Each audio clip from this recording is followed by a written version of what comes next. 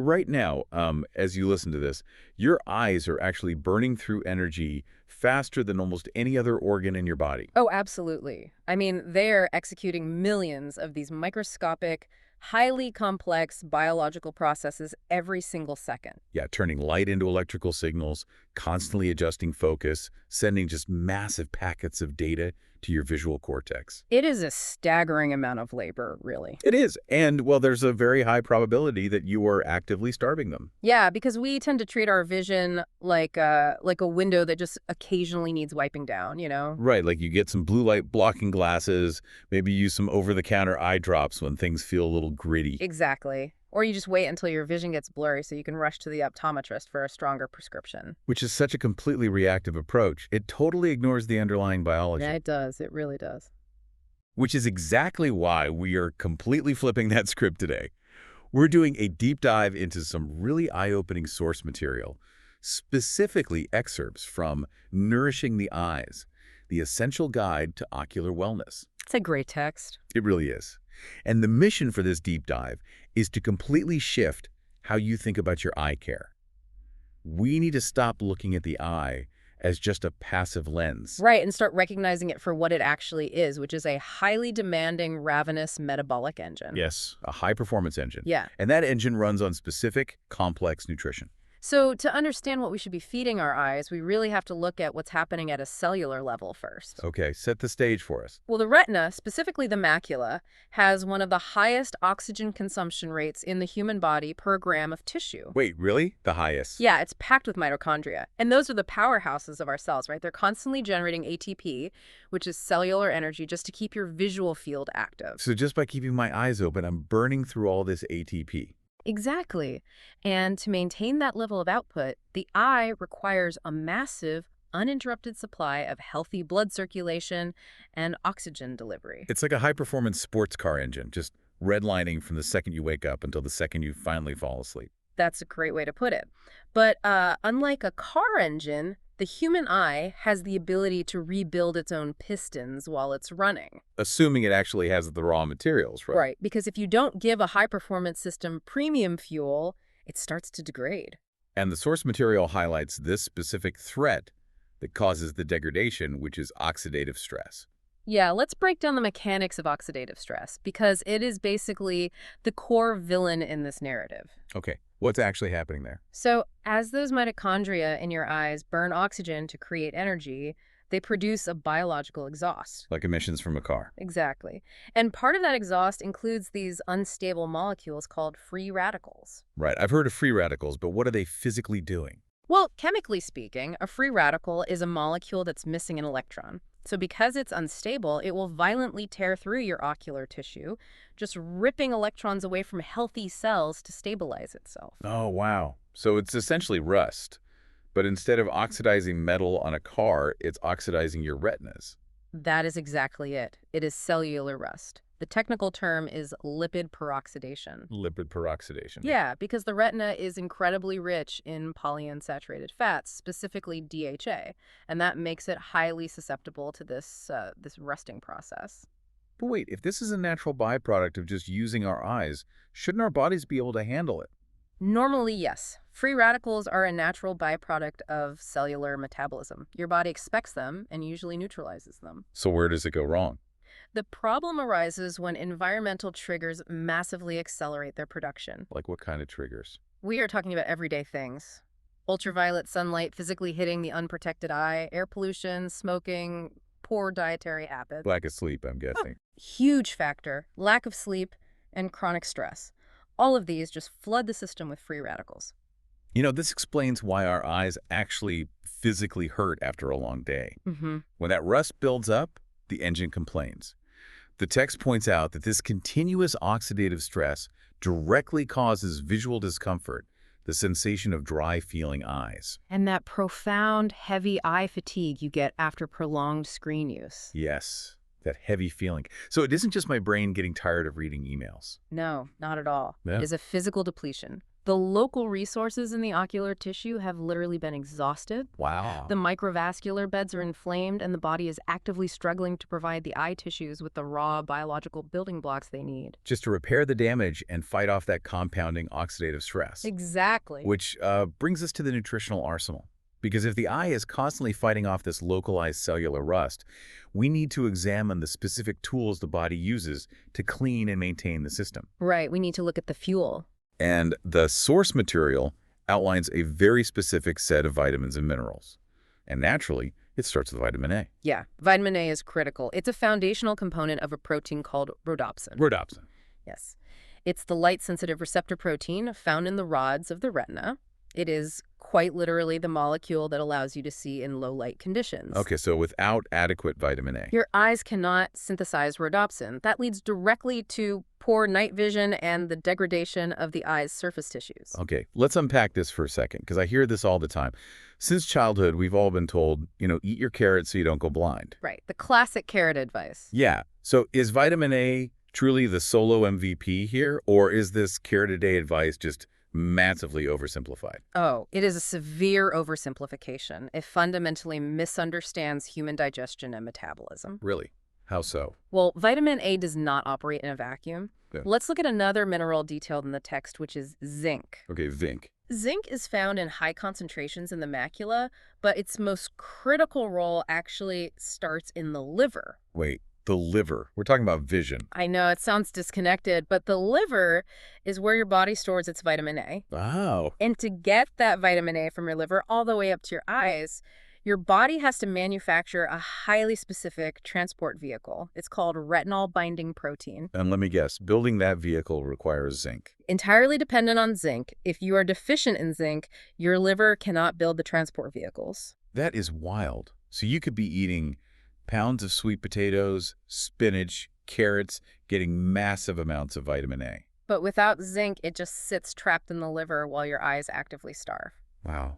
That is the biological reality. It is a highly synergistic system. You need the zinc, which, you can get from seafood, beef, pumpkin seeds, chickpeas, lentils. Just to unlock the benefits of the vitamin A you're already eating. Exactly. And the synergy doesn't stop there. Once the vitamin A arrives and helps build the photoreceptors, you have to protect those delicate structures. From the oxidative rust we discussed earlier. Precisely. And that's where vitamins E and B6 step in to actively repair the tissue damage, right? Yeah.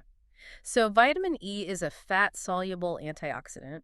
And remember how we said the retina is densely packed with fatty acids? Right, the DHA. Right. So vitamin E can comfortably embed itself directly into the cellular membranes of the eye. Oh, so it's already right there on the front lines. Exactly. When a free radical comes tearing through looking for an electron to steal, vitamin E neutralizes it on contact. It stops the lipid peroxidation, the rust in its tracks. And you can get that from what? Almonds, sunflower seeds, avocados? Hazelnuts, yeah, prime sources. Okay, and B6 handles the data cables. Because vision isn't just happening inside the eyeball. No, it's a continuous lightning-fast transmission of data along the optic nerve into the brain. The eye gathers the light, but the brain constructs the image. Exactly. And vitamin B6 is heavily involved in synthesizing neurotransmitters. Those are the chemical messengers that allow the nervous system to communicate. So maintaining adequate B vitamin intake basically ensures the optic nerve maintains its integrity. And that the communication highway remains efficient. Plus, the text mentions the mineral selenium. Right. I saw that. What does selenium do? It plays a mandatory role in activating your body's master antioxidant enzyme, which is called glutathione peroxidase. That sounds intense. It acts as a systemic defense shield for all your tissues, including the visual system. This is fascinating, and it moves us perfectly into the next phase of the source material. We have the foundational vitamins and minerals.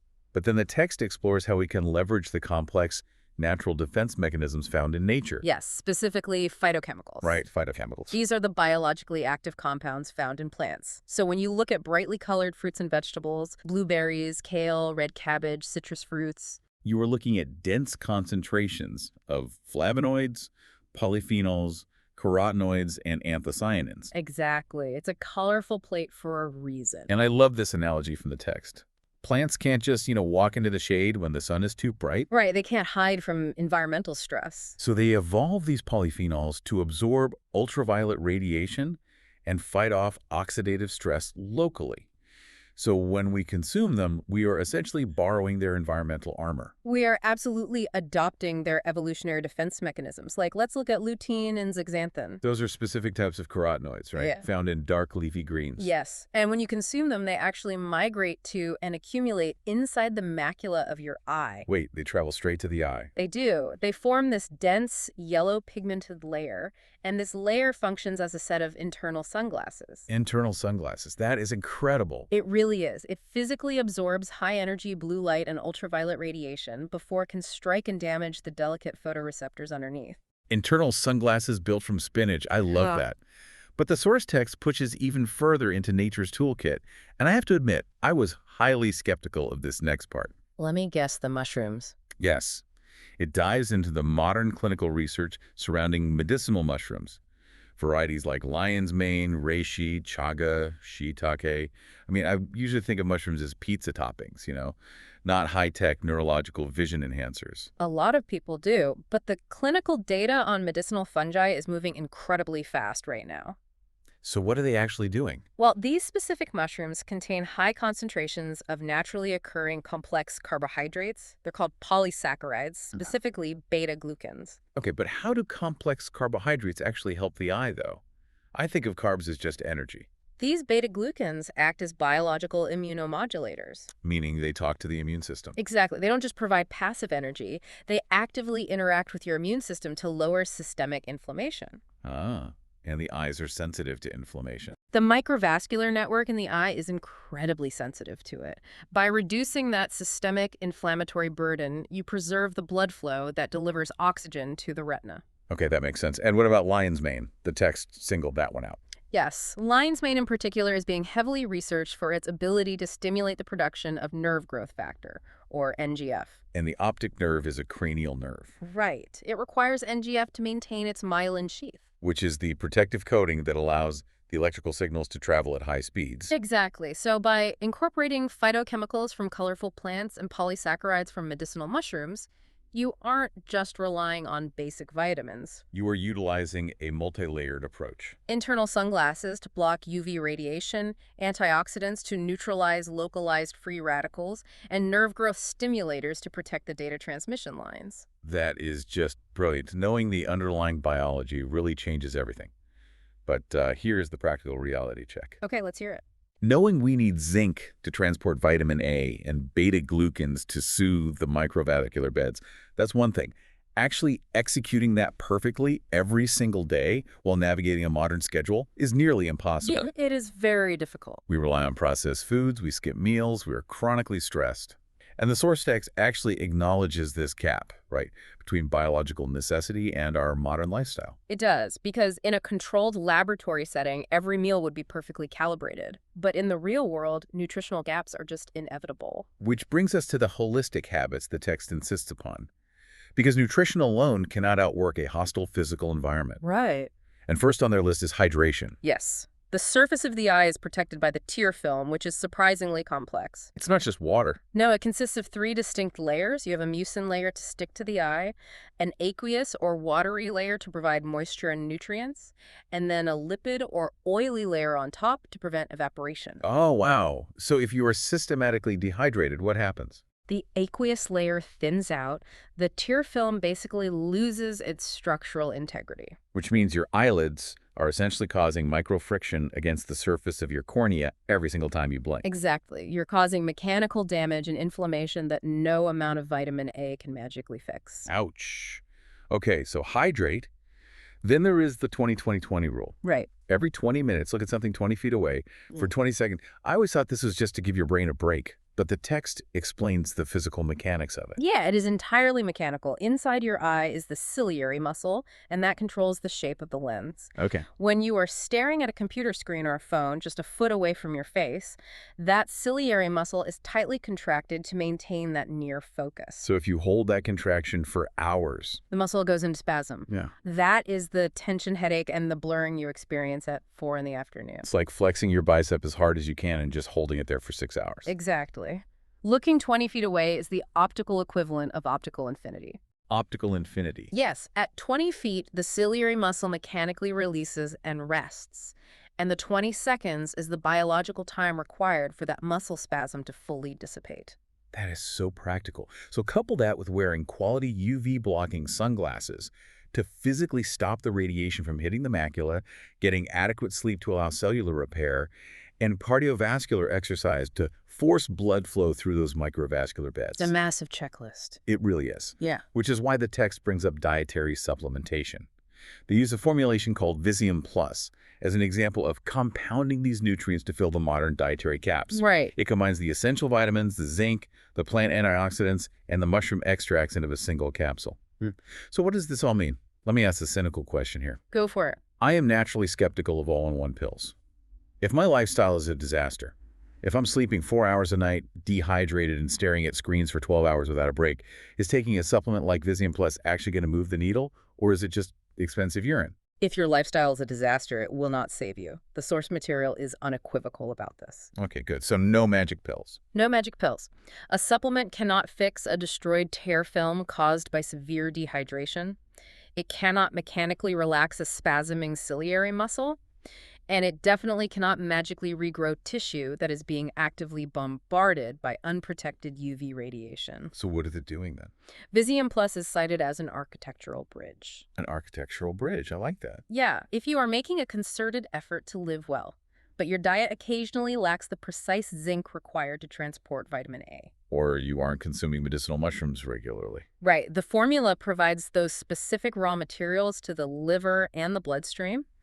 It ensures the metabolic engine has a baseline of premium fuel available when it needs to synthesize rhodopsin or neutralize a free radical. Got it. So it is a biological safety net designed to complement a holistic routine, never to replace nutritious foods, sleep, or regular medical eye exams. Exactly. All comes back to synergy. You can't out-supplement chronic sleep deprivation or mechanical muscle spasms. Healthy eyesight is a mosaic of daily choices. Beautifully said.